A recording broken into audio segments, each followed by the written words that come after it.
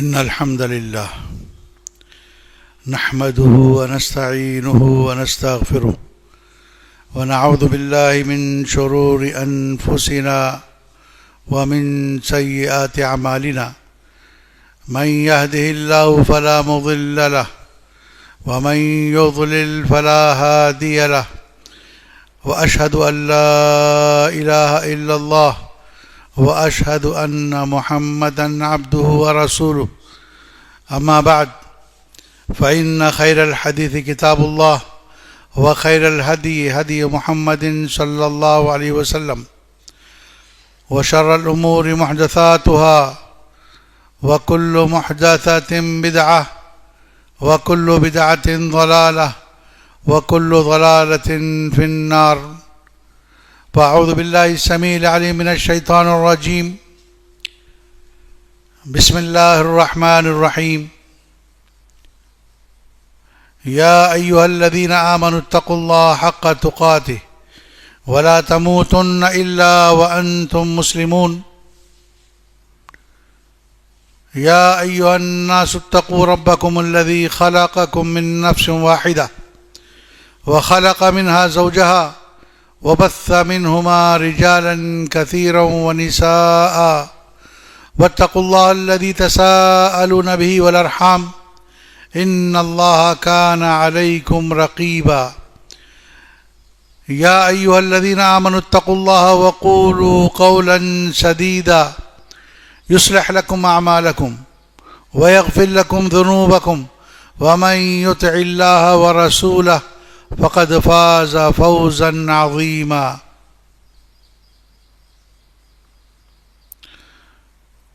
يقول الله تبارك وتعالى ولقد آتينا لقمان الحكمة أن اشكر لله ومن يشكر فإنما يشكر لنفسه ومن كفر فإن الله غني حميد. إذ قال لقمان لابنه وهو يعظه يا بني لا تشرك بالله إن الشرك لظلم عظيم.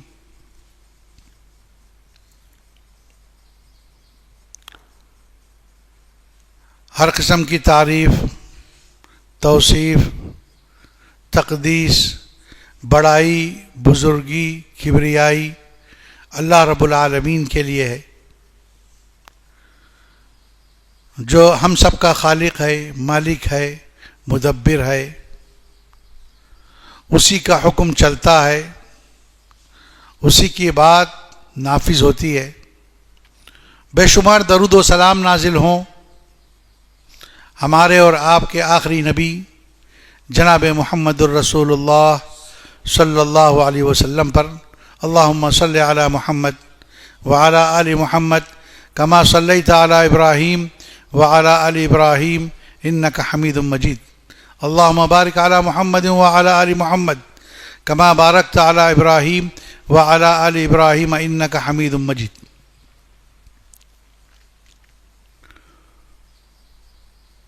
اس مختصر سی حمد و ثنا کے بعد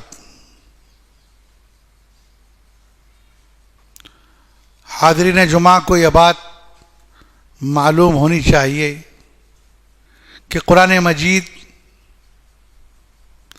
اللہ کی کتاب ہے، اللہ کا کلام ہے. اللہ تبارک و تعالیٰ نے ہم انسانوں کی رہنمائی کی خاطر، ان کی دنیا اور آخرت میں سعادت اور کامرانی کی خاطر، کامیابی کی خاطر اس کتاب مقدس کو جبریل علیہ السلام کے واسطے سے نبی کریم صلی اللہ علیہ وسلم کے قلب اطہر پر نازل فرمایا. قرآن مجید اس میں اگلوں کا بھی تذکرہ ہے، پچھلوں کا بھی تذکرہ ہے. قرآن مجید ہم انسانوں کے لیے رہنمائی کی کتاب ہے. اس میں اللہ تبارک و تعالیٰ نے ہمارے دینی اور دنیاوی کامیابیوں کے تمام واسطے اور ذرائع بیان کیے ہیں. اسی طریقے سے قرآن مجید میں اللہ تبارک و تعالیٰ نے ہم سے اگلے لوگوں کے واقعات، ان کے قصے بھی بیان کیے ہیں، اور لیکن یہ قصے صرف قصے کہانیوں کی حد تک نہیں ہیں کہ جس کو سنا جائے یا جس سے آدمی لطف اندوز ہو، وقت گزار لے اور ان کو پڑھ کر چلا جائے، بلکہ قرآن مجید میں اللہ تعالیٰ نے جو واقعات بیان کیے ہیں، جو قصے بیان کیے ہیں، صرف اور صرف ہماری نصیحت کے لیے ہے، ہماری رہنمائی کے لیے ہے، ہماری بہتری کے لیے اللہ نے ان واقعات کو بیان فرمایا ہے۔ تو مختلف جو قوموں کے واقعات اللہ نے بیان کیے ہیں، اس میں وہی باتیں، وہی حصے ان واقعات کے اللہ نے نقل فرمائے جس میں ہمارے لیے درس ہے، ہمارے لیے عبرت ہے، ہمارے لیے نصیحت ہے۔ انہی واقعات میں، انہی قصوں میں ایک قصہ لقمان حکیم کا قصہ ہے۔ لقمان حکیم اللہ کے نیک بندے تھے۔ اللہ تبارک و تعالیٰ نے انہیں اپنے فضل سے حکمت اور دانائی سے نوازا تھا، انہیں حکمت کی باتیں سکھائی تھی۔ اللہ تعالیٰ نے ان کی انہی حکمت کی باتوں کو جو انہوں نے اپنے بیٹے کو کی تھی، اپنے بیٹے کو نصیحت کی تھی، وصیت کی تھی، وہی حکمت کی باتیں، دانائی کی باتیں ہمارے لیے اللہ تعالیٰ نے قرآن مجید میں اس کو بیان فرمائی ہیں۔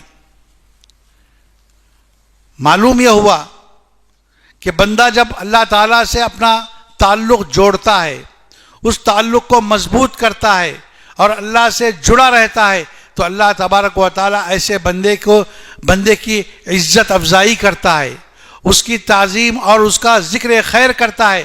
لہذا لقمان حکیم کا تذکرہ اللہ تعالیٰ نے قرآن مجید میں ہم سے کیا ہے، بلکہ قرآن مجید میں ایک پوری سورت، اس کا نام سورہ لقمان ہے۔ یہ بتلاتا ہے کہ اللہ تعالیٰ نے اپنے اس نیک بندے کو کس اعزاز سے نوازا ہے، کتنا اونچا مقام دیا ہے۔ یہ محض اس وجہ سے کہ اللہ تعالیٰ نے انہیں حکمت کی باتیں سکھائی، دانائی اور عقل مندی کی باتیں سکھائی، کیونکہ وہ اللہ تعالیٰ سے جڑے ہوئے تھے، اللہ تعالیٰ سے اپنا ربط مضبوط کیے ہوئے تھے۔ اللہ تعالیٰ نے لقمان حکیم کے بارے میں فرمایا اذ قال وَلَقَدْ آتَيْنَا لُقْمَانَ الْحِكْمَةَ۔ لقمان حکیم یہ رسول نہیں تھے، یہ نبی نہیں تھے، لیکن پھر بھی اللہ تعالیٰ نے ان کا تذکرہ اچھے انداز میں، تعریفی انداز میں اللہ تعالیٰ نے ان کا تذکرہ قرآن میں کیا۔ وَلَقَدْ آتَيْنَا لُقْمَانَ الْحِكْمَةَ، ہم نے لقمان کو حکمت عطا کی، حکمت، دانائی، عقل مندی عطا کی۔ حکمت دینے والا اللہ تبارک و تعالیٰ ہے۔ اللہ تعالیٰ نے لقمان کو حکمت دی، دانائی دی، عقل مندی ان کو سکھائی۔ اور عقل مندی کیا تھی، جس عقل مندی کا تذکرہ اللہ نے بعد والی آیتوں میں کیا ہے؟ کیا وہ دانائی کی باتیں تھیں؟ کیا وہ حکمت کی باتیں تھیں؟ کیا وہ حکمت کی تعلیم تھی جو اللہ تعالیٰ نے لقمان کو عطا کی تھی؟ اللہ نے اس کا تذکرہ کیا ہے۔ کسی نے لقمان حکیم سے پوچھا کہ تمہیں یہ حکمت اور دانائی کیسے ملی، کیسے تمہیں یہ حکمت اور دانائی ملی؟ تو انہوں نے کہا 4 باتیں ہیں۔ پہلی بات تو یہ ہے کہ میں اللہ تعالیٰ کا قدردان ہوں، اللہ تعالیٰ کا قدر، اس کا مرتبہ جانتا ہوں، اس کا مقام جانتا ہوں، لہذا میرے نزدیک اللہ کا مقام اور مرتبہ سب سے عظیم ہے۔ میں اللہ کی قدر کرتا ہوں، اللہ کی منزلت اور اس کے مقام کو پہچانتا ہوں۔ دوسری بات یہ ہے کہ جو ہے مجھے جن کاموں کا اللہ نے ذمہ دار بنایا ہے، جن کاموں کے کرنے کو کہا ہے، میں اس کو امانت سمجھتا ہوں اور میں اس امانت داری کو ادا کرنے کی پوری کوشش کرتا ہوں، لہذا میرے اندر امانت ہے، دیانت داری ہے۔ اور تیسری بات یہ ہے کہ میں سچ بولتا ہوں، سچائی کو اختیار کرتا ہوں، لہذا یہ تیسری بات ہے۔ اور چوتھی بات انہوں نے کہی کہ مجھے جو اللہ تعالیٰ نے یہ عطا کیا ہے، یہ حکمت عطا کی ہے، تو اس کی ایک وجہ جو ہے وہ ان سارے معاملات پر اللہ تعالیٰ نے جو نعمتیں دی ہیں اس پر میں اللہ کا شکر گزار بندہ بھی ہوں، اللہ کا شکریہ ادا کرتا ہوں، لہذا مجھے یہ حکمت اور دانائی اس بنیاد پر اور لا یعنی باتوں سے، جو باتیں کام کی نہیں ہیں، فائدہ مند نہیں ہیں، بیکار باتیں ہیں، ان باتوں سے میں اعراض کرتا ہوں، منہ موڑ لیتا ہوں، میں ان باتوں کو کرتا نہیں ہوں، زبان پر لاتا نہیں ہوں، لہذا لا یعنی باتوں سے میں اعراض کرتا ہوں، اس لیے مجھے اللہ تعالیٰ نے حکمت اور دانائی سے نوازا ہے۔ اللہ نے قرآن میں کہا وَلَقَدْ آتَيْنَا لُقْمَانَ الْحِکْمَةَ، ہم نے لقمان کو حکمت عطا کی، انشکر للہ، حکمت اس لیے عطا کی انشکر للہ کہ تم اللہ کا شکریہ ادا کرو۔ بعض مفسرین نے لکھا کہ جو ہے لقمان کو جو حکمت اللہ نے عطا کی تھی وہ حکمت یہی تھی کہ وہ اللہ کا شکریہ ادا کرے، اللہ کی شکر گزاری بجا لائے، ہر حال میں اللہ کا شکریہ ادا کرے، چاہے سختی ہو نرمی ہو، آسانی ہو تنگی ہو، ہر حال میں بندہ اللہ تبارک و تعالیٰ کا شکر گزار رہے، اس کی زبان پر الحمدللہ رہے، ہر حال میں تھوڑا ملا الحمدللہ، زیادہ ملا الحمدللہ، پیٹ بھر کر کھایا تب بھی الحمدللہ، ایک لقمہ کھایا تب بھی الحمدللہ، ہر حال میں بندہ اللہ تعالیٰ کا شکر گزار بن کر رہے۔ یہ شکر گزاری یقیناً انسان کے لیے اس کا مرتبہ بڑھانے والی ہے، اس کی نعمتوں کو بڑھانے والی ہے کہ جو بندہ اللہ تعالیٰ کی نعمتوں کا شکریہ ادا کرتا ہے، قدم قدم پر اللہ کا شکر بجا لاتا ہے، الحمدللہ کہتا ہے، ایک گھٹ پانی پیا الحمدللہ کہتا ہے، تو اللہ تعالیٰ اس کی نعمتوں میں اضافہ کرتے ہیں، اس کی نعمتوں کو بڑھاتے ہیں، اس کو اور عطا کرتے ہیں، اس کو اور دیتے ہیں، اس لیے کہ اللہ تعالیٰ نے کہا لَإِن شَكَرْتُمْ لَأَزِيدَنَّكُمْ وَلَإِن شَكَرْتُمْ لَأَزِيدَنَّكُمْ، اور اگر تم شکریہ ادا کرو گے، اللہ تعالیٰ کی نعمتوں کی قدر کرو گے، اس کو جان کر زبان سے اللہ کا شکریہ ادا کرو گے اور عمل سے اس کو اللہ کی عبادت میں، اللہ کی اطاعت میں ان نعمتوں کو صرف کرو گے، لَأَزِيدَنَّكُمْ، میں تمہیں مزید دوں گا، میں تمہیں اور عطا کروں گا، اور زیادہ دوں گا۔ یہ اللہ کا وعدہ ہے کہ جو بندہ اللہ کا شکر گزار ہوتا ہے تو اللہ تعالیٰ اس کی نعمتوں کو بڑھاتا ہے، اس کو اور نعمتیں عطا کرتا ہے۔ وَلَئِن كَفَرْتُمْ إِنَّ عَذَابِي لَشَدِيدٌ، اور اس کے مقابلے میں جو بندہ ناشکرا ہوتا ہے، اللہ کی نعمتوں کی ناقدری کرتا ہے، ان کا انکار کرتا ہے اور اللہ کی نعمتوں کو پانے کے باوجود ناشکری کا اظہار کرتا ہے، ناگواری کا اظہار کرتا ہے، اللہ کے لیے الحمدللہ کے کلمات اس کی زبان سے نہیں نکلتے ہیں، تو اللہ نے کہا ان عذابی لشدید، یقیناً میرا عذاب بڑا سخت ہے۔ ہماری آیت میں کہا انشکر للہ، کہ ہم نے لقمان کو حکمت دی تاکہ وہ اللہ کا شکریہ ادا کرے۔ وَمَن يَشْكُرْ فَإِنَّمَا يَشْكُرُ لِنَفْسِهِ، اللہ نے کہا اور جو بندہ اللہ کا شکریہ بجا لاتا ہے، اللہ کی نعمتوں کا اعتراف کرتا ہے اور ان نعمتوں کو اللہ کی طرف منسوب کرتا ہے اور الحمدللہ کہتا ہے، فَإِنَّمَا يَشْكُرُ لِنَفْسِهِ، یقیناً وہ اپنے بھلے کے لیے، اپنے فائدے کے لیے اللہ کا شکریہ ادا کرتا ہے۔ یعنی بندہ جب اللہ کی نعمتوں پر شکریہ بجا لاتا ہے تو اس کا فائدہ خود بندے کو ملتا ہے، بندہ ہی اس شکریہ سے مستفید ہوتا ہے کہ اللہ تعالیٰ اس کی نعمتیں اس کو بڑھا کر دیتا ہے، نعمتوں میں اضافہ کرتا ہے اور اللہ تعالیٰ ایسے بندے سے راضی ہوتا ہے۔ وَمَن يَشْكُرْ فَإِنَّمَا يَشْكُرُ لِنَفْسِهِ وَمَن كَفَرَ فَإِنَّ اللَّهَ غَنِيٌّ حَمِيدٌ، اور جو شخص ناشکری کرتا ہے، اللہ کی نعمتوں کو پانے کے باوجود ناشکری کرتا ہے، فَإِنَّ اللَّهَ غَنِيٌّ حَمِيدٌ، اللہ نے کہا یقیناً اللہ تعالیٰ تعریفوں والا ہے، بے نیاز ہے، یعنی اللہ تعالیٰ کو آپ کے شکریہ کی ضرورت نہیں ہے۔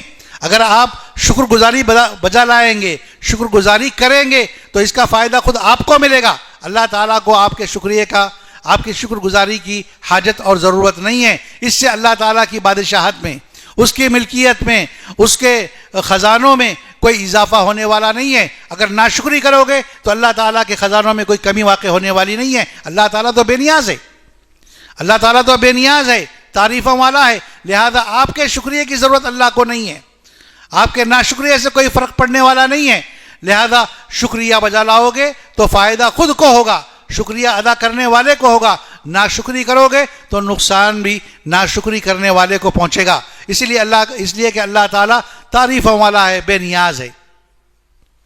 اذ قال لقمان لابنه وهو يعظه يا بني لا تشرك بالله ان الشرك لظلم عظيم، یہ لقمان علیہ السلام کا مختصر اللہ تعالیٰ نے تذکرہ کیا۔ اس کے بعد لقمان حکیم نے جو باتیں اپنے بیٹے کو کہیں اور جو باتیں اپنے بیٹے کو بطور وصیت کے کی، ان باتوں کا اللہ تعالیٰ نے اس کے بعد کی آیتوں میں تفصیل کے ساتھ تذکرہ کیا ہے۔ یہی وہ دانائی کی باتیں ہیں، یہی وہ حکمت کی باتیں ہیں جس حکمت کے عطا کیے جانے کا تذکرہ اللہ نے اس آیت میں کیا تھا۔ وَلَقَدْ آتَيْنَا لُقْمَانَ الْحِكْمَةَ، کہا کہ جو ہے وہ جو اللہ تعالیٰ نے جو دانائی کی باتیں لقمان کو سکھائی تھی، ان میں پہلی بات، پہلی نصیحت، پہلی وصیت جو لقمان نے اپنے بیٹے سے کی، کہا اذ قال لقمان لابنہ، جبکہ لقمان نے اپنے بیٹے سے کہا یا بنی لا تشرک باللہ، اے میرے بیٹے تم اللہ کے ساتھ شریک مت ٹھہرانا، لا تشرک باللہ، تم اللہ کے ساتھ شرک مت کرنا۔ یہ پہلی وصیت ہے، پہلی نصیحت ہے جو لقمان نے اپنے بیٹے کو کی تھی کہ اے میرے بیٹے تم شرک مت کرنا، لا تشرک باللہ، اللہ کے ساتھ شرک مت کرنا۔ یہ آیت، یہ انداز آیت کا ہمیں یہ سمجھاتا ہے کہ ہم بھی صاحب اولاد ہیں، ہمارے بھی بیٹے ہیں، بیٹیاں ہیں، بچے بچیاں ہیں، ہم ماں باپ ہیں۔ ایک ماں باپ کو اپنے بچوں کے سلسلے میں کیا سوچنا چاہیے، ان کی تربیت کے معاملے میں کیسا ہونا چاہیے، ان کی تربیت میں کن باتوں کو مقدم رکھنا چاہیے، کن باتوں کو اہمیت دینا چاہیے، یہ آیتیں، یہ واقعہ ہمیں بتلاتا ہے کہ لقمان حکیم نے پہلی وصیت، پہلی نصیحت جو اپنے بیٹے کو کی، لا تشرک باللہ، یا بنی لا تشرک باللہ، اے میرے بیٹے تم اللہ کے ساتھ شرک مت کرنا۔ عقیدے کی تعلیم، توحید کی تعلیم، یہ پہلی چیز ہے جو ہر ماں اور باپ پر اپنے بچوں کے سلسلے میں واجب ہوتی ہے کہ ایک ماں اور باپ کو سب سے پہلے اپنے بچے کو جس بات کی تعلیم دینی چاہیے، جس بات کی انہیں تلقین کرنی چاہیے، جو بات انہیں بتانا چاہیے اور جو تربیت میں جو باتیں ان سے کہنی چاہیے، پہلی بات وہ عقیدے کی بات ہے، توحید کی بات ہے کہ ان کے سامنے توحید کیا ہے، شرک کیا ہے، اس کو سمجھانا یہ ہر ماں باپ کی، ایک ماں باپ پر ایک اول واجب ہے، پہلا واجب ہے، پہلی ضروری چیز ہے کہ ماں باپ اپنے بچوں کی تربیت عقیدے کی بنیاد پر، ایمان کی بنیاد پر کرے، کہ ان کی ایمانی تربیت ایسی ہو کہ انہیں پہلے توحید کے بارے میں بتایا جائے، انہیں شرک کے بارے میں بتایا جائے کہ اللہ تبارک و تعالیٰ کون ہے، اللہ تعالیٰ کا مقام کیا ہے، اللہ تعالیٰ ہمارا خالق ہے، مالک ہے، مدبر ہے، اس نے ہمیں پیدا کیا ہے، ہمیں جینے کا سلیقہ دیا ہے، ہماری زندگی کی تمام ضرورتیں اللہ نے ہمارے لیے مہیا کر دی ہے۔ ماں کے پیٹ سے لے کر مرنے تک انسان کو جتنی چیزوں کی ضرورت ہے زندہ رہنے کے لیے، زندگی گزارنے کے لیے، اللہ تعالیٰ نے وہ ساری چیزیں مہیا کر دی ہیں، فراہم کر دی ہیں ہمارے لیے۔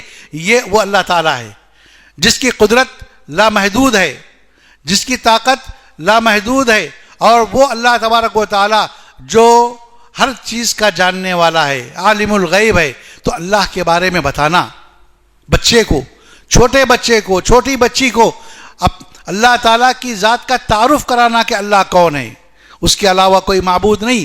جب اللہ تعالیٰ سب کچھ دینے والا ہے، روزی دینے والا وہی ہے، پیدا کرنے والا وہی ہے، موت دینے والا وہی ہے، زندگی دینے والا وہی ہے، سب کچھ اسی کا ہے، تو لہذا عبادت بھی، ہر قسم کی عبادت صرف اسی کا حق ہے، عبادت صرف اسی کی کرنی چاہیے، اس کے علاوہ کسی اور کی عبادت نہیں کرنی چاہیے۔ یہ تعلیم ہر بچے اور بچی کو دینا ہم سب کی ذمہ داری ہے، ہر ماں باپ کی ذمہ داری ہے، ہر معلم اور استاد کی ذمہ داری ہے کہ جو ہے وہ قوم کے بچوں کو توحید کی دعوت دے، توحید کے بارے میں بتائے، اور توحید کی ضد شرک کے بارے میں بتائے کہ شرک انتہائی خطرناک گناہ ہے۔ شرک یہ ہے کہ اللہ تبارک و تعالیٰ کے ساتھ کسی اور کو اس کی ذات میں حصے دار مانا جائے، کہ اللہ کے علاوہ کوئی اور ہستی بھی ہے کائنات میں، جو کائنات کو چلا رہی ہے، یا اللہ کی صفات میں اور افعال میں کسی اور کو اللہ کا حصے دار شریک مانا جائے، یا یہ کہ اللہ تعالیٰ کے کاموں میں اور اس کی ربوبیت میں کسی اور کو اللہ کا برابر یا مماثل یا حصے دار پارٹنر بتایا جائے، یہی شرک ہے۔ تو یہ شرک انتہائی خطرناک گناہ ہے، مہلک گناہ ہے، ہلاکت خیز گناہ ہے۔ اس گناہ سے ہر بچے اور بچی کو واقف کرانا، بتانا، یہ ہم سب کی ذمہ داری ہے۔ اس لیے سب سے پہلی تلقین جو کی، پہلی وصیت جو لقمان نے کی اپنے بیٹے کو، یا بنی لا تشرک باللہ، اے میرے بیٹے تم اللہ کے ساتھ شرک مت کرنا۔ اس لیے شرک سے روکا، شرک سے اس لیے روکا کہ جب تک بندہ شرک سے بیزارگی کا اظہار نہیں کرتا وہ مکمل مسلمان نہیں بن سکتا، وہ صحیح مسلمان نہیں کہلاتا۔ جب تک شرک سے علانیہ طور پر بیزارگی کا، براءت کا کوئی بندہ، کوئی مسلمان اعلان نہیں کرتا، اس وقت تک وہ پکا مسلمان، صحیح مسلمان نہیں کہلاتا۔ ہم سب اچھی طریقے سے جانتے ہیں کہ ایک غیر مسلم جب وہ کہتا ہے کہ مجھے اسلام لانا ہے، اسلام میں داخل ہونا ہے، تو ہم کیا کرتے ہیں؟ ہم اسے کلمہ شہادت پڑھاتے ہیں، لا الہ الا اللہ محمد الرسول اللہ کی تلقین کراتے ہیں۔ یہ کیا ہے؟ لا الہ الا اللہ، یہی براءت ہے شرک سے، براءت ہے شرک سے کہ لا الہ الا اللہ جب کہتے ہیں کوئی معبود نہیں ہے سوائے اللہ تبارک و تعالیٰ کے، یعنی اللہ کے علاوہ کوئی اور معبود نہیں ہے اس کائنات میں، کوئی عبادت کے لائق نہیں ہے حقیقت میں۔ یہ شرک سے براءت کا اعلان ہے، یہ سب سے پہلے ہوتا ہے۔ اس کے بعد الا اللہ کہتے ہیں، سوائے اللہ کے، یعنی اللہ ہی معبود برحق ہے، اس کے علاوہ کوئی اور کائنات میں معبود نہیں ہے۔ تو شرک سے براءت یہ اولین چیز ہے کہ ہم سب سے پہلے تمام قسم کے، ہر قسم کے شرک سے براءت کا اعلان کریں، بیزارگی کا اظہار کریں۔ قرآن مجید میں اللہ تبارک و تعالیٰ نے کہا وَمَن يَكْفُرْ بِالطَّاغُوتِ وَيُؤْمِن بِاللَّهِ فَقَدِ اسْتَمْسَكَ بِالْعُرْوَةِ الْوُثْقَىٰ، کہ جو آدمی طاغوت کا انکار کرے گا، یعنی شیطان کا انکار کرے گا، شیطانی اعمال کا انکار کرے گا، شرک اور کفر کا انکار کرے گا، وَمَن يَكْفُرْ بِالطَّاغُوتِ وَيُؤْمِن بِاللَّهِ، اور اللہ پر ایمان لائے گا۔ تو پہلے طاغوت کا انکار ہوگا، پھر اللہ پر ایمان ہوگا، یعنی پہلے کا اعلان ہوگا، پھر اس کے بعد آدمی توحید کا اقرار کرے گا۔ ایسی ہی توحید مطلوب ہے، اور یہی اللہ تعالیٰ کے ہاں فائدہ مند ہے۔ یہ ایسی توحید جس میں یہ کہا جائے کہ میں اللہ کو بھی مانتا ہوں اور اوروں کو بھی مانتا ہوں، اللہ کو بھی مانتا ہوں اور دوسرے کا میں انکار بھی نہیں کرتا ہوں، یہ توحید نہیں ہے۔ یہ توحید اللہ کے ہاں قابل قبول نہیں ہے۔ اللہ کے ہاں قابل قبول وہ توحید ہے جس میں توحید کے ساتھ شرک کا انکار ہو، شرک سے بیزارگی کا اعلان ہو، شرک سے براءت کا اعلان ہو۔ ایسی توحید جو ہے اللہ تبارک و تعالیٰ کو مطلوب ہے۔ وَمَن يَكْفُرْ بِالطَّاغُوتِ وَيُؤْمِن بِاللَّهِ فَقَدِ اسْتَمْسَكَ بِالْعُرْوَةِ الْوُثْقَىٰ۔ تو لہذا اللہ تعالیٰ نے لقمان حکیم کی زبانی جو پہلی وصیت اپنے بیٹوں کو کی، اپنے بیٹے کو انہوں نے کی، وہ کہا یا بنی لا تشرک باللہ، اے میرے بیٹے تم اللہ کے ساتھ شرک مت کرنا۔ شرک کی خطرناکی سے واقف کرانا اور شرک کے گناہ سے بچوں کو واقف کرانا، یہ ہم سب کی ذمہ داری ہے۔ اس کے توحید کی تعلیم دینی ہوگی، توحید کے بارے میں بتانا ہوگا کہ اللہ تبارک و تعالیٰ اپنی ذات میں یکتا ہے، منفرد ہے، اس کا کوئی شریک نہیں ہے۔ اللہ تعالیٰ اپنی ربوبیت میں اس کا کوئی شریک نہیں ہے، اس کا کوئی مماثل نہیں ہے۔ اللہ تعالیٰ اپنے اسماء و صفات میں، اس کے ناموں میں بھی وہ یکتا ہے، اس کی صفات میں بھی وہ یکتا ہے، اس کا کوئی شریک نہیں ہے۔ اس قسم کی تعلیم توحید کی ہر بچے اور بچی کو دینا ہم سب کی ذمہ داری ہوگی۔ موجودہ ماحول میں آج ہمارے ہندوستان کے ماحول میں اس تعلیم کی بڑی اہمیت ہے۔ توحید کی تعلیم، شرک سے بیزارگی کی تلقین، شرک نہ کرنے کی تلقین، یہ ایسی تلقین کی اہمیت بہت زیادہ بڑھ گئی ہے۔ آج ہم جانتے ہیں کہ ہمارے ملک میں جو تعلیم کا نئی تعلیمی پالیسی جو گورنمنٹ نے لاگو کی ہے، یقیناً اس کا کالج کے مرحلے میں بڑے فائدہ ہوگا، لیکن اسلامی نقطہ نظر سے، شریعت کی روح سے یہ جو پالیسی آئی ہے، تعلیمی پالیسی آئی ہے، اس میں مسلم بچوں کے لیے انتہائی خسارہ ہے، بچے اور بچیوں کے لیے انتہائی نقصان ہے۔ دینی اعتبار سے یہ کفر اور شرک کی تعلیم ہے، اس میں کفر اور شرک کی تعلیم دی جاتی ہے، لہذا دینی ناحیے سے یہ پالیسی ہمارے بچوں کے لیے انتہائی مہلک ایمان ہے، مہلک دین ہے۔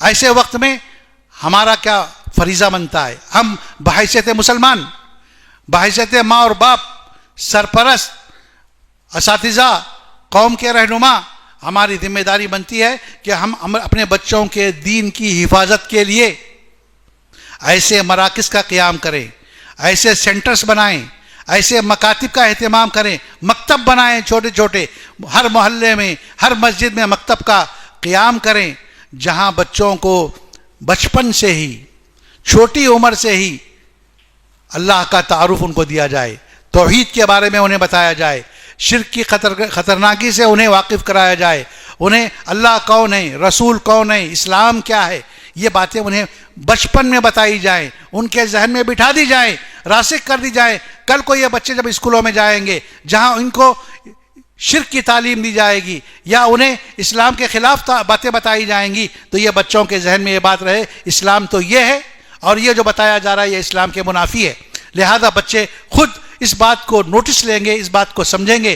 یہ باتیں سمجھانے کی یہ ذمہ داری ہماری اور آپ کی سب کی ہے کہ ہم اپنے بچوں کی دین کی حفاظت کے لیے، ان کے ایمان کی حفاظت کے لیے مکاتب کا قیام کریں، مکتب قائم کریں اور مکتب کے ذریعے سے انہیں دین کی تعلیم دیں، توحید کی تعلیم دیں، شرک کے بارے میں بتائیں کہ یہ شرک بہت بڑا گناہ ہے، اس سے بڑا گناہ دنیا پر کوئی نہیں ہے، اس لیے کہ جس طریقے سے توحید سب سے بڑی نیکی ہے اسی طریقے سے شرک سب سے بڑا گناہ ہے۔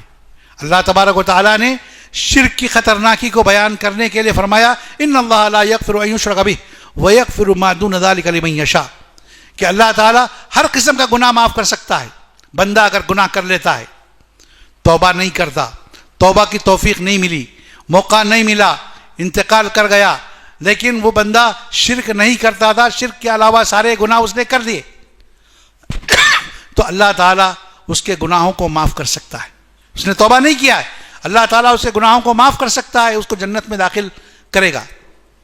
لیکن اگر بندے نے شرک جیسا گناہ کیا ہے، شرک کیا ہے، توبہ نہیں کیا، توبہ کی توفیق نہیں ملی یا توبہ کا موقع نہیں ملا اور توبہ کیے بغیر دنیا سے شرک کرتے کرتے چلا گیا، تو اللہ تعالیٰ ایسے بندے کو کبھی معاف نہیں کرتا۔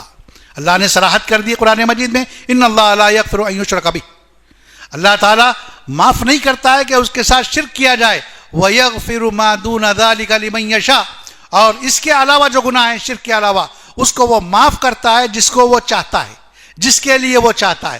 لہذا گناہ شرک کے علاوہ سارے گناہ قابل معافی ہیں، لیکن شرک قابل معافی جرم نہیں، قابل معافی نہیں ہے، اس لیے کہ وہ اس کی معافی کا ایک ہی راستہ ہے کہ بندہ شرک سے توبہ کرے، خلوص دل سے شرک سے جو ہے توبہ کرے۔ جب تک توبہ نہیں کرتا، اللہ سے معافی نہیں مانگتا، اللہ تبارک و تعالی شرک والے گناہ کو معاف نہیں کرتا، اور ایسے مشرک کا ٹھکانہ جہنم ہے۔ قرآن مجید میں اللہ نے صاف صاف بتا دیا انہ من یشرک باللہ فقد حرم اللہ علیہ الجنہ، اللہ نے کہا انہ من یشرک باللہ، یقیناً جو اللہ کے ساتھ شرک کرتا ہے، فقد حرم اللہ علیہ الجنہ، اللہ نے اس پر جنت کو حرام قرار دیا ہے، جنت میں وہ جا نہیں سکتا۔ مشرک جنت میں نہیں جائے گا، چاہے وہ نام لیوا مسلمان کیوں نہ ہو، اس کا نام عبداللہ ہو، عبد الرحمن ہو، محمد ہو، فلان ہو، لیکن شرک کرتا تھا، شرک اکبر کرتا تھا، مر گیا، توبہ نہیں کیا، فقد حرم اللہ علیہ الجنہ، اللہ نے اس پر جنت کو حرام قرار دیا۔ اتنا خطرناک گناہ ہے، اسی لیے بڑے بڑے انبیاء اس گناہ سے اللہ کی پناہ مانگا کرتے تھے۔ ابراہیم علیہ السلام کے بارے میں قرآن مجید میں اللہ تبارک و تعالیٰ نے نقل کیا ہے کہ انہوں نے کہا رب اجعل ھذا البلد آمنا وجنبنی وبنی ان نعبد الاصنام۔ ابراہیم علیہ السلام کی بہت ساری دعائیں قرآن مجید میں اللہ نے نقل کی ہیں، ان میں سے ایک دعا یہ تھی رب اجعل ھذا البلد آمنا، اے میرے رب اس شہر کو امن والا بنا، یعنی مکہ کو، مکہ شہر کو امن والا بنا. اللہ نے ان کی دعا قبول کی. جب سے آج تک مکہ امن والا شہر ہے. وَجْنُبْنِي وَبَنِيَّ أَن نَّعْبُدَ الْأَصْنَامَ. دوسری دعا انہوں نے یہ مانگی اللہ سے کہ وَجْنُبْنِي وَبَنِيَّ، مجھ کو اور میرے بیٹوں کو بچا، أَن نَّعْبُدَ الْأَصْنَامَ، کہ ہم بتوں کی عبادت کریں. ہم بتوں کی عبادت کریں، یعنی غیر اللہ کی عبادت سے ہمیں بچا. غور کیجئے کون یہ دعا مانگ رہا ہے؟ ابراہیم علیہ السلام، جو ابو الانبیاء ہیں، انبیاء کے باپ ہیں. ان کے خاندان میں بے شمار انبیاء ہیں. وہ اپنے بارے میں، اپنی اولاد کے بارے میں یہ دعا مانگ رہے ہیں کہ اللہ ہمیں بتوں کی عبادت سے بچا، ہمیں شرک سے بچا. تو ہم سب، ہمارا اور آپ کا کیا شمار ہے کہ کیا ہمیں ایسی دعا کی ضرورت نہیں ہے؟ کیا ہم اپنے بچوں کے لیے دعا نہیں مانگیں کہ ہمیں اور ہماری اولاد کو بتوں کی عبادت سے بچا؟ یقیناً ہمیں سب سے زیادہ اس کی ضرورت ہے. ایسی دعا کی ہمیں سب سے زیادہ ضرورت ہے کہ ہم شرک سے اللہ کی پناہ مانگیں، شرک سے اللہ کی پناہ طلب کریں، تاکہ اللہ تعالی ہمیں کسی بھی صورت میں شرک جیسے عمل سے بچا کر رکھے، محفوظ رکھے. اس لیے کہ شرک انتہائی خطرناک گناہ ہے. نبی کریم صلی اللہ علیہ وسلم کو سید الانبیاء ہیں. آپ کا مقام کسی سے مخفی نہیں ہے، لیکن قرآن مجید میں اللہ تبارک و تعالیٰ نے آپ کو مخاطب کرتے ہوئے فرمایا لَإِنْ أَشْرَكْتَ لَيَحْبَطَنَّ عَمَلُكَ، اور فرمایا وَلَقَدْ أُوحِيَ إِلَيْكَ وَإِلَى الَّذِينَ مِنْ قَبْلِكَ لَإِنْ أَشْرَكْتَ لَيَحْبَطَنَّ عَمَلُكَ. آپ کی جانب اور آپ سے پہلے انبیاء کی جانب یہ وحی بھیجی گئی ہے لَإِنْ أَشْرَكْتَ لَيَحْبَطَنَّ عَمَلُكَ. اگر آپ نے بھی شرک کیا، اگر آپ نے بھی شرک کیا، یعنی ولو بالفرض. نبی کریم صلی اللہ علیہ وسلم معصوم ہیں، اللہ تعالیٰ نے آپ سے شرک جیسا گناہ سرزد نہیں ہوگا یہ معلوم ہے، لیکن اللہ نے کہا ولو بالفرض. آپ جیسی معظم شخصیت، آپ جیسی محترم شخصیت، آپ جیسی عظیم شخصیت بھی اگر شرک کرے گی لَيَحْبَطَنَّ عَمَلُكَ، آپ کا عمل ضائع ہو جائے گا. آپ کے سارے نیک اعمال ضائع ہو جائیں گے، بیکار ہو جائیں گے، برباد ہو جائیں گے. ان کا ثواب اللہ کے پاس آپ کو نہیں ملے گا. شرک اتنا خطرناک عمل ہے، لہذا ہمیں ہر دم اپنے اعمال کا جائزہ لینا چاہیے. ہمیں اللہ سے شرک سے پناہ مانگنی چاہیے، یہ دعا مانگنی چاہیے وَجْنُبْنِي وَبَنِيَّ أَن نَّعْبُدَ الْأَصْنَامَ. اور نبی کریم صلی اللہ علیہ وسلم کی بہت ساری دعائیں ہیں. ان دعاؤں میں ایک دعا یہ بھی تھی کہ آپ پڑھا کرتے تھے اللہم انی اعوذ بک ان اشرک بک شیئا وانا اعلم، کہ اے اللہ میں تیری پناہ طلب کرتا ہوں، تیری پناہ میں آتا ہوں اس بات سے کہ میں تیرے ساتھ کسی چیز کو شریک ٹھہراؤں، اس حال میں کہ میں جانتا ہوں، اور میں تیرے ساتھ کسی اور کو شریک ٹھہراؤں اس حال میں کہ میں جانتا نہ ہوں. یعنی جانے انجانے میں مجھ سے شرک ہو جائے، اس سے ایسے کام سے میں تیری پناہ میں آتا ہوں. نبی کریم صلی اللہ علیہ وسلم ایسی دعائیں مانگا کرتے تھے. کیوں؟ اس لیے کہ یہ شرک انتہائی خطرناک گناہ ہے، بہت بڑا گناہ ہے. اس سے بچنے کی، اس سے بچاؤ کے راستے اختیار کرنے کی ہمیں جو ہے ترکیب کرنا چاہیے. ہمیں اس کے لیے جو ہے تگ و دو کرنا چاہیے، خاص طور پر اپنی نوجوان نسل کو، چھوٹے بچوں کو شرک جیسے گناہ سے باخبر رکھنا چاہیے. ان کو بتانا چاہیے کہ جو ہے غیر اللہ کے لیے نیاز کرنا، غیر اللہ سے دعائیں مانگنا، ان کے لیے نظر مانگنا یا غیر اللہ سے اپنی حاجتیں مانگنا، اسی طریقے سے جو ہے غیر اللہ کی قسم کھانا اور غیر اللہ کے لیے ذبح کرنا، یہ سب شرک کی قسمیں ہیں. لہذا یہ کہنا کہ تیرے باپ کی قسم، میرے باپ کی قسم، یہ سب شرک ہے. اس سے اپنے بچوں کو، اپنی اولاد کو، اپنے آپ کو، خود کو بچانے کی ضرورت ہے. اللہ تعالیٰ سے دعا ہے کہ اللہ تبارک و تعالیٰ ہمیں جو باتیں کہی گئی ہیں اس پر سننے سے زیادہ عمل کرنے کی توفیق عطا فرمائے. اللہ تعالیٰ ہمارے ایمان کو خالص بنائے، ہمیں شرک جیسے گناہ سے پاک کر دے، اور ہم نہ جانے انجانے میں ہم سے شرک جیسا گناہ ہوا ہے تو اللہ تعالیٰ ہمیں معاف کر دے اور ہماری اس درخواست کو قبول فرمائے. اللہ تعالیٰ سے دعا ہے کہ اللہ تبارک و تعالیٰ ہم تمام کو جو یہاں جمع ہیں انہیں توحید کو سمجھنے اور توحید کے مطابق زندگی گزارنے کی توفیق عطا فرمائے۔ بارک اللہ لنا ولکم فی القرآن العظیم ونفعنی وإیاکم بالآیات وذکر الحکیم انہ تعالی جواد کریم ملک بر رؤوف ورب حلیم۔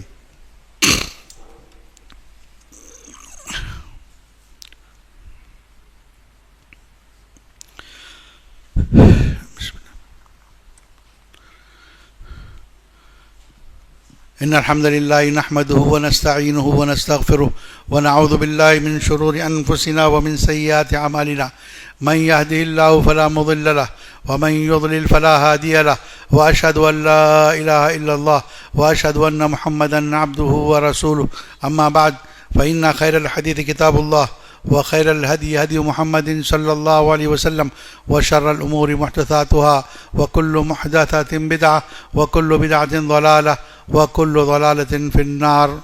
أعوذ بالله السميع العليم من الشيطان الرجيم، بسم الله الرحمن الرحيم، إن الله وملائكته يصلون على النبي يا أيها الذين آمنوا صلوا عليه وسلموا تسليما، اللهم صل على محمد وعلى آل محمد كما صليت على إبراهيم وعلى آل إبراهيم إنك حميد مجيد، اللهم بارك على محمد وعلى آل محمد كما باركت على إبراهيم وعلى آل إبراهيم إنك حميد مجيد۔ عباد الله رحمني ورحمكم الله، إن الله يأمر بالعدل والإحسان وإيتاء ذي القربى وينهى عن الفحشاء والمنكر والبغي يعظكم لعلكم تذكرون، اذكروا الله يذكركم وادعوه يستجب لكم ولذكر الله أكبر والله يعلم ما تصنعون۔